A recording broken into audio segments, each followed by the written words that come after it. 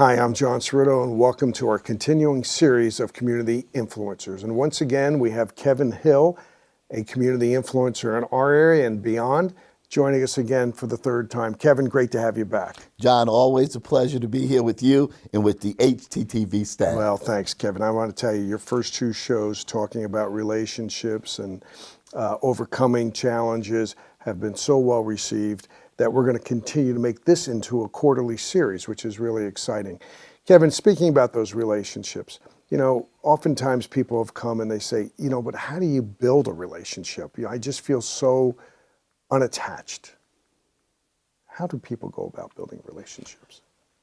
Well, John, every journey starts with the first step. And I think you have to take the initiative in order to integrate yourself into various situations. And that could start with one person, that could start with one organization, one group, one activity. And in the process of doing that, you get to meet other people who know other people who can introduce you. And I think you begin to expand your network, you expand your horizons, and you expand your world. But you have to take that first step, shake that first hand, have that first conversation, initiate that first dialogue. And then I think you can go about building the relationship. Okay, but socially, many people they suffer from different anxieties to go to events alone, to go places. How do they overcome that? You and I have talked about this on previous programs. It is rising above the fear. We all have fear. We're human. But we can't allow the fear to paralyze us. And we have to take risks. No risk, no reward. We have to go out and make attempts and try. And if we don't succeed, we try again. One great quote from President Richard Nixon was, "You have not lost if you failed. You've only lost if you give up." Kevin, that's a really good point. And, a lot of people, as we've said, overestimate their fellow person and underestimate their own ability, but that's not necessarily the case. I certainly don't believe so. I like to keep things very simple. And I believe in this methodology. You get up, you suit up, and you show up. That's within your control. I believe if you do that, you've done your part. And there is a higher being, God call that being what you like, and I think they determine the results. But what we have to keep in mind is we have to do what is in our control to do, and that is the first thing we do. If we do that, we are on our way. Do you find that there are certain things, you're a natural connector, are there certain ways or certain topics or certain things that connect people when they're at a function or meeting somebody in a business environment for the first time? For me, it has always been to inquire to another human being to tell me about themselves. That's a subject all people are intimately familiar with, is themselves. So I am an individual also who is genuinely interested in other people. And I want to hear about folks. Now, it does take time before someone is going to share intimate details with you. That requires building a relationship and trust over time. But initially, them telling you about their work, their family, their interests, their activities, this is the genesis of building this great relationship. It has to start somewhere. So you can begin with very rudimentary topics that can expand into wonderful relationships. You mentioned something to me about, yes, that sometimes on the computer or remotely, there are certain things that are very beneficial, but we lose a lot. Expand on that. I thought about one time writing a book called The Technology of Being Human. Because I think sometimes with the advancements of technology in our society, and I love technology, I think it's effective and efficient and expeditious in relaying information. But for me, there's nothing that replaces a handshake or a hug or a kiss on the cheek or a genuine human embrace. We could accomplish this over some form of technology, but being here with you and being here with the HTTV staff is nothing better than that. Yeah, I agree, Kevin. I agree, that personalization. And now, if I did talk to you remotely or talk to you on the phone, there's already that bond of a relationship. Correct. That's so different. So you've also mentioned to me that oftentimes, you create a family, okay? And a family doesn't necessarily mean related, biologically related. Give an example. My life is an example of that. I don't have a mother or a father or any sisters and brothers. So my family has been dictated by the individuals who are part of my life. And when I'm going through something, they're there for me. Jan and Francie Cho, who are a couple in this community who are unbelievably community focused. They help everyone. They are philanthropic. They are caring. I had the great pleasure of speaking at Francie's mother's memorial service. I've done charity events with them, and we used to do Family Promise together, and Francie would cook these enormous, great meals, and we would feed homeless families. And I used to always wonder, am I coming to help with the families or am I coming for the meal? And, there's Robin Norettis, Nora obviously was the mayor of Summit, also very good friends of mine and people who are family. I don't just have to go to them with the good things. I can go with them to the bad things. And one more couple I'd like to mention, because I talk about Bill Anderson all the time and the other people, and Bill is like that too, a member of the family. Jeff and Leanne Lohman. There are a couple who go to Central Presbyterian Church. When I walk in the door, I look for them. They're the first people I hug and kiss when I walk in the church. And there are many other people, but I wanted to highlight Jan and Francie, who are like the brothers and sisters, and the other folks that I mentioned. They make up my family. And I think it's about how, not what people are, it's how they treat you. And they treat me like a member of the family. Kevin, you mentioned something about you go to for counsel with an individual. Is there, we've talked about mentoring in previous shows and how important that is.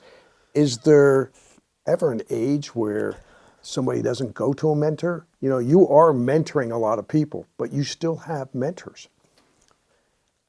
I think in life, there will always be situations and scenarios presented to you, even if you have a vast amount of experience.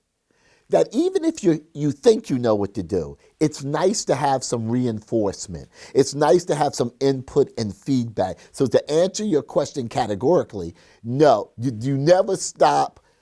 If you stop learning, you stop living. And by talking with other people, you're learning, or listening to a different perspective. Or I had the same situation, but I handled it this way, and this is the result I achieved. I don't think that ever gets old or antiquated. I always want to seek out guidance and direction from those who have different experiences from me and who've lived different lives. What are some of the things that you like to experiment with more recently that were out of that comfort zone of Kevin Hill? I think when you're running a company, and I've run several, nonprofit, private industry, and there are always situations that arise that intrigue you. Some of them are very mundane and they happen often, but sometimes there's situations where you want some counsel, where there may be issues with the board of directors, there may be issues with staff, and you want to make sure you handle it effectively, and you want everybody to benefit from whatever the remedy or the solution is. So I think that's one. I also think in our personal lives. I've had situations in my personal life where I was overwhelmed. I didn't know what to do or exactly how to handle it. So talking to people, whether it's a friend, a therapist, a mentor, someone you respect, I think it's getting that information. I think one thing about being a chief executive officer, your job is to take information and then utilize that information to make the best decision possible. I think there's nothing different in your personal life that you take, I didn't think about that. That's something to consider. And I think when you factor in these ingredients, you come out with a healthier decision. So, Kevin, when you are now on the other side of this, mentoring, and I know you've done a lot of speaking recently, you've been asked to talk at a lot of different organizations. You shared with us about the classroom that you're in and that the students didn't want to leave afterwards. What resonated? What do you think your message from here, life's experience, to young people, what was the big resonating message that you think you brought across? I can capsulize that in one word: the truth. I think no matter chronologically what your age is or your culture or your experience, everybody can identify with the truth. All I did was incorporate or integrate into my lecture things that has happened to me, things I dealt with, I think, on a good side, things I didn't do so well. What were the results? What was the path I took to get help, to get assistance in these things, and what the result of that was. All I did was share that with them. Now, you have to understand something, that when you speak, sometimes you will be given a topic. Like a group once asked me to come in and speak on personal and professional leadership. But then the CEO pulled me to the side, and it was during COVID. And she said, well, what these people really need is hope. They're going through a tough time right now. So sometimes the theme, you may have to modify that in order to get certain other messages across. So when I went into the class to talk about healthy self-esteem in an organizational setting, I knew they needed to understand on a broader range what healthy self-esteem was. What are some of the situations you may find yourself in? That could make it practically applicable to what we were talking about. The same thing I gave the commencement address at the Community Food Bank of New Jersey. And I sat down with the people who were running the show, and I said, what would you like me to focus on? And they said, we just need somebody to give them hope. And I go, I think I can do that. Well, I want to tell you, you shared with me about a story with a young lady that you worked with who really struggled academically in what we refer to as middle school today, and they want to keep her back. And, you spoke to her, you worked with her, you strategized, and today she's a CPA at a very prestigious university. Why don't you share that message as she progressed? When this situation was presented to me, the young lady was somewhat distraught about her situation. They would not pass her from the 7th to 8th grade. She had a learning disability, no real interpersonal skills, and then I'm not a psychologist, but from what I could see, some also codependent issues. I believe in structure, focus, and discipline. And that also equals up to accountability. So I said, we're going to integrate some of these things into your life, and let's see what result we get. Now, while I was fortunate, she bought into the program. You could have the best program in the world, but if the people don't buy into it, then the result is not going to be positive. So she bought into this, and you saw her life incrementally get better and better, and then it was exponentially better. So now this young lady, and let's recap: learning disability, wouldn't pass from the 7th to 8th grade, codependency, and some interpersonal issues. Now she has a master's degree in accounting and is working for a prestigious institution in Maryland. Isn't that something? It is amazing. It is amazing to be part of a story like that. All right, but that's a great storyline for what our message is here, all right? Because you said she incrementally started to grow and then exponentially exploded. What was happening inside of her during those steps? I think that even though you tell people if you do A, B, and C, you're going to get a positive result, they've got to trust that. If they don't trust it, you will not see progress. There is no progress without struggle. So I believe why you saw incremental process, it's different for her. It was uncomfortable. It's change, and change can be uncomfortable, even if it's good change. So I think you saw her little by little buying into this and seeing, oh, my grades are better, or I'm having better relationships and success externally. So then as you buy in more, you grab more and you grab more, and that's when you see the exponential rise. And I can tell you, as someone looking at this, my heart just swelled up with pride. I was so happy for her. And even though I don't see her or hear from her that much today, I know she's doing well. I am unbelievably proud of her. And if I made a small contribution to her in her life, then I'm happy. I am sure she will say it is a heck of a lot more than small, Kevin Hill. You know, it's great when you see someone's self-esteem and confidence come on like that. But again, it goes back to what you were saying before. Discipline, focus, effort. And structure. And you have to remember, I look at things and it's a bit ambiguous. You want to give people flexibility. You want to give them the flexibility to try different things, go out and do this, go out and do that. But you also have to have a basic structure in place that is polite and courteous to other people, being on time, having these elements. You have to have some structure in order to have this flexibility. Once again, being accountable, making sure your side of the street is clean. This is what I'm responsible for. Bill Belichick, the great former coach of the Patriots, do your job, is what he told his players, and that resulted in multiple Super Bowls.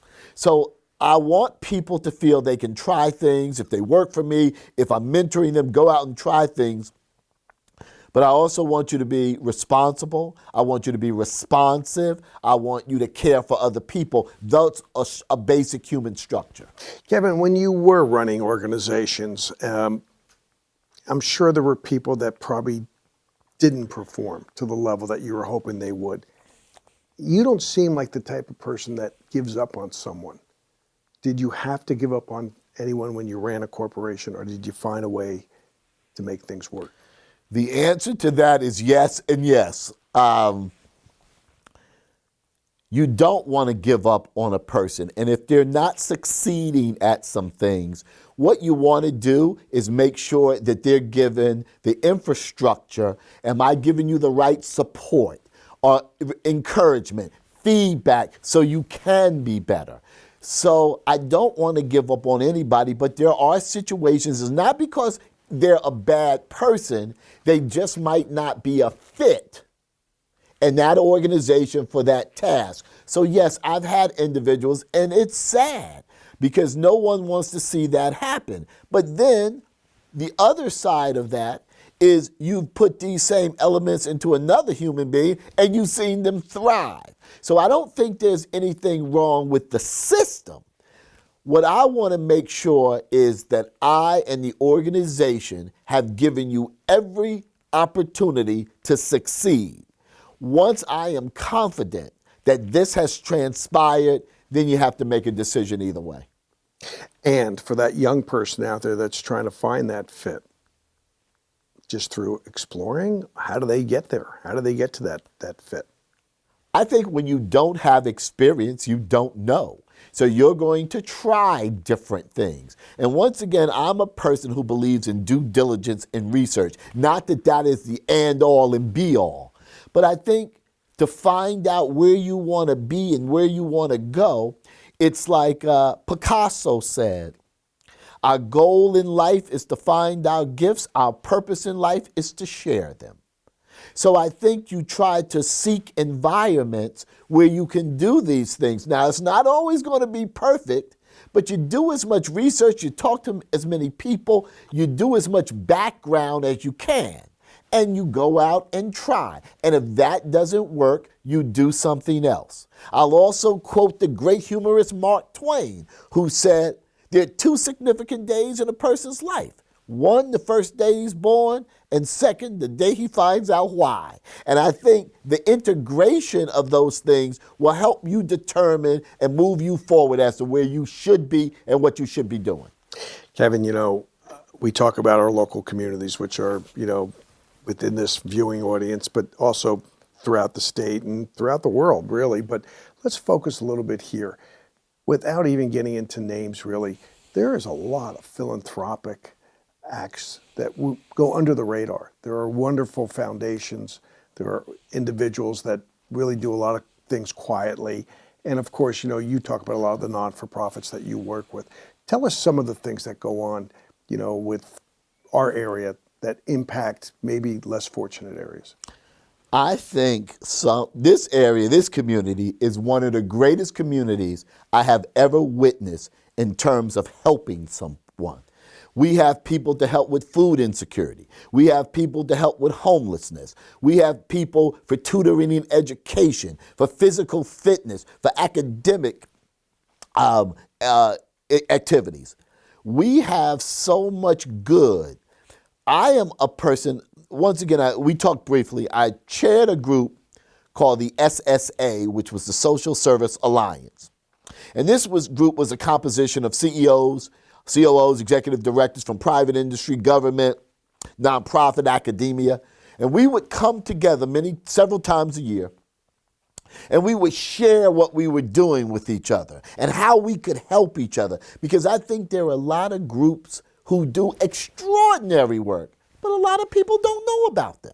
So I think, and yes, you should tell your story, and yes, you should get the word out. And I know they're not getting this to get acclaim. They're doing this to help people.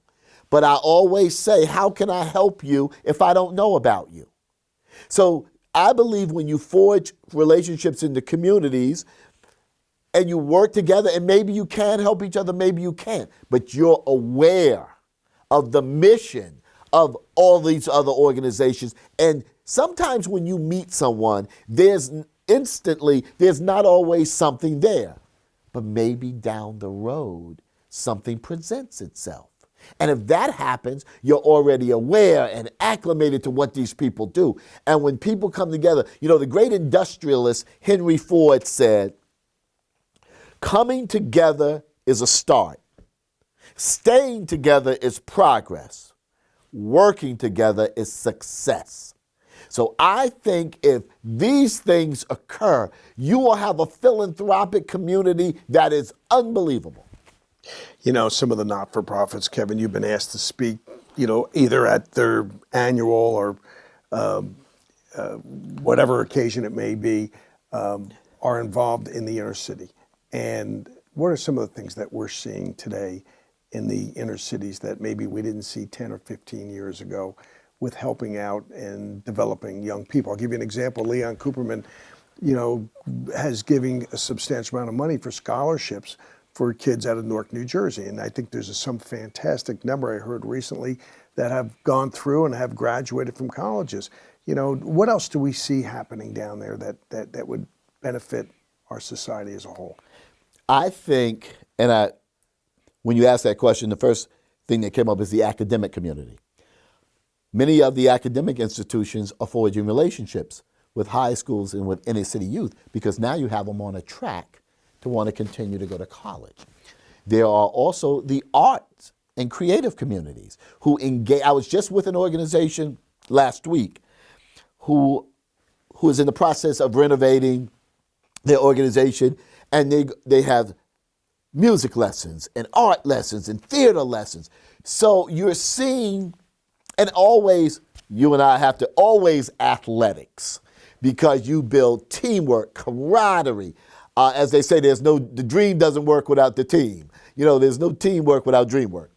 So I think through these venues that you are able to galvanize students. And in the inner city where I come from, there's a lot of things and a lot of trouble you can get into, and there's a lot of directions you can go in. So I think you see corporate engagement, academic engagement, cultural engagement, these programs of trying to keep inner city youth on the right track. They're volunteer opportunities. They can be mentored. They can mentor someone less than them. So I think the culmination of these activities is going to lead to nothing but success. Good stuff. Good stuff. Okay, Kevin.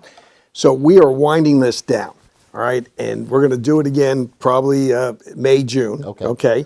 But before we leave, all right, one message, one challenge to the people out there before we see them again in the spring. What are they, no matter what their ages, no matter what their station in life, what would you like to say as far as putting out a challenge to them before we see this again? I am going to challenge the viewers to do their absolute best to continue to build relationships, to continue to make a difference in this community, to continue to take steps that are uncomfortable for you and maybe somewhat fearful.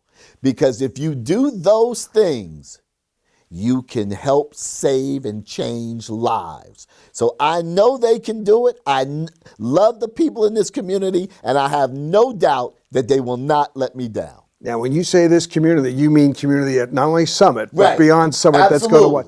Your hometown and many others. When I say the community, it's not unilaterally Summit. It is everywhere. Our nation is a community. Our state is a community. So who's ever receiving this message, go out and make a difference, and don't let uncomfortability stop you. I love that, Kevin Hill. I love that. And of course, I've always enjoyed our moments together, and I look Likewise. forward to our next one. And, I certainly want to thank the public for joining this very, very special series with Kevin Hill, and we look forward to seeing you down the road. Thank you, community influencer Kevin Hill. Thank you, John. Always a pleasure.